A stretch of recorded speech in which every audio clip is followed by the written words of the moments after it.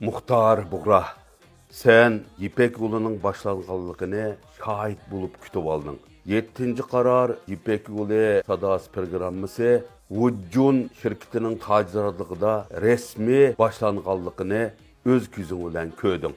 Bu İpek yolu sadası da yaşla devrinin erkisi bolup köz aldığında namayan boldu. Kızıl Urumduk'ta Adile Sıdık, Polat Tursun, Kamil Celil, Zahir Şah, Ablamet, Ucimet Qurban qatarlıqla məstanlarını razı qilish üçün o'ttağanlığını ködün. En seni xuşalqığını mədetkar boğucular boldu. Çünkü seni ve İpek yolu sadasını qollab, bizning bulbullarımızdan Paşa İşan,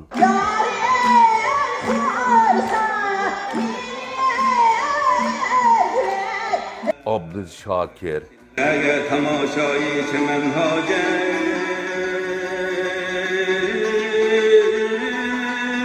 Ayşegül Muhammed, Nurunsa Abbas, qatarlıq ustazlar senin yeninde turup, sana medet berip, senin yürükünü tok kıldı.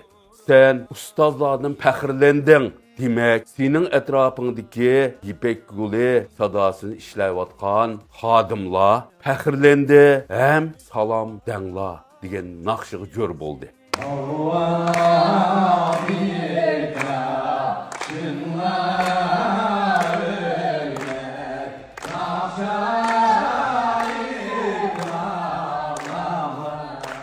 Muhtar Buğra, pəxirlik alda şundaq his qıldın ki, yürükündən çıxıb atqan hayacanını məstanlar bilən ortaqlaşmaqçı boldun.